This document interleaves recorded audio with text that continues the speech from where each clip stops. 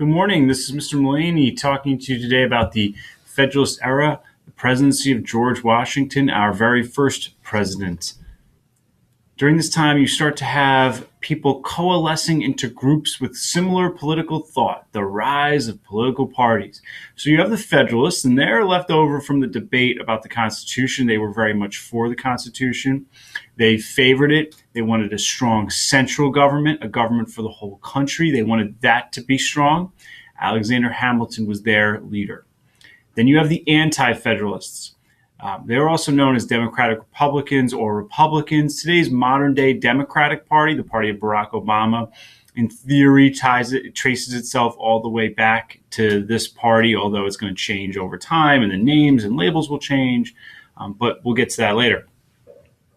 So they originally opposed the Constitution. They favor strong state government. They want the states to be strong and the national government to be somewhat weaker. And their leader was Thomas Jefferson. Their leader in both these cases at the beginning of Washington's presidency, you're talking about their leader in thought.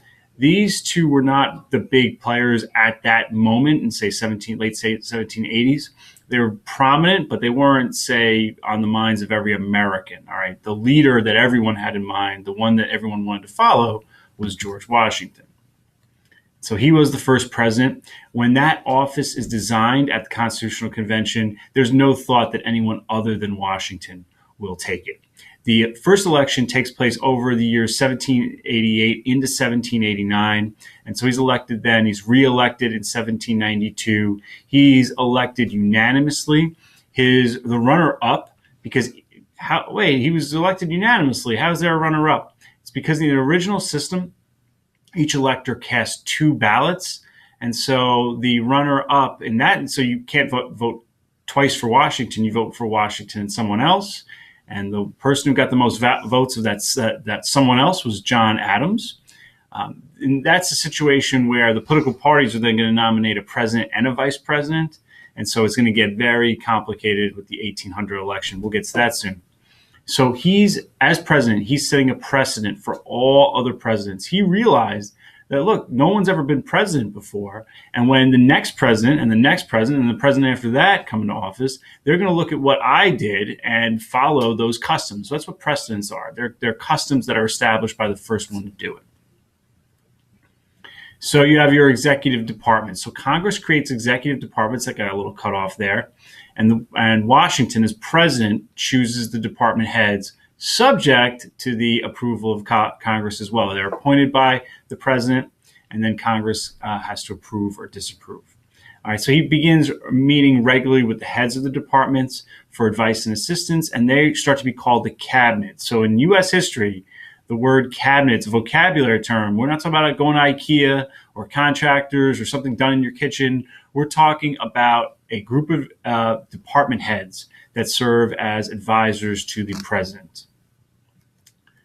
The first cabinet, the big three players in Washington's first term are your Secretary of State, Jefferson, Secretary of War, Henry Knox, and your Secretary of Treasury, Alexander Hamilton. Jefferson and Hamilton will fight their Federalist versus anti-Federalist view of how the government should work. It's a fight we're still having today in a lot of ways, although in a lot of ways, even though most people have heard of Jefferson, Hamilton's on the 10 and he won a lot. He was for an urban United States with a strong central government. Guess what we got? All right. Jefferson wanted an agrarian, farmer-rich United States. He didn't like cities. He wanted weak central government. We didn't get that. But Jefferson today gets a lot more acclaim than Hamilton. So you have Jefferson. At the beginning of the Washington administration, not very well known, even though he's the chief architect of the Declaration of Independence. During the Constitutional Convention, he's our ambassador to France. He gets involved in domestic affairs upon his return. Not a strict Federalist. He wanted the Bill of Rights. And a Renaissance man. He was a scientist, an inventor. He built Monticello. His mansion was a work of architectural genius as it was constantly being created and built and revised and whatnot. Now, he very wealthy man, although he spends all of his money. He's constantly dealing with debt, and really his fortune is made on slave labor. There's no other way to put it. He was a rich Virginia plantation owner. Then you have Hamilton. He was an officer in Washington's army. He leads a battalion at Yorktown. Washington really valued him as an advisor. All right, he wants a strong federal government, and he has to deal with America's debt and respect the national government's debt and the state government's debt. He has to get them on the right economic path. And he uses the question of where to put the capital to do this. And so he offers to give Washington, D.C. as the capital to the south because it's more south. It's below the Mason-Dixon line. It's at the time was part of Virginia and Maryland. The Virginia part later got cut off, became what's Alexandria, Virginia today. But anyway, that's in the South. That's where slavery is. So he says, hey, Southerners, hey, Jefferson and Madison, why don't you let me do an assumption plan of state debts and the capital? We don't have to put it in New York or Philadelphia. We'll put it in Washington, D.C. in the South. And so that was the compromise. It was surveyed by an African-American named Benjamin Banneker and a man named Pierre Charles L'Enfant. He developed it. He made this pattern of long diagonal streets interspersed on a grid with circles connecting all of them. I had a friend in college. I went to George Washington University, which is in Washington, D.C. I had a friend in college who was visiting. He was driving. He was on his cell phone, and he was having a hard time with the pattern that L'Enfant made with the traffic circles and whatnot. We're not used to that back on Long Island. We don't have traffic circles up there.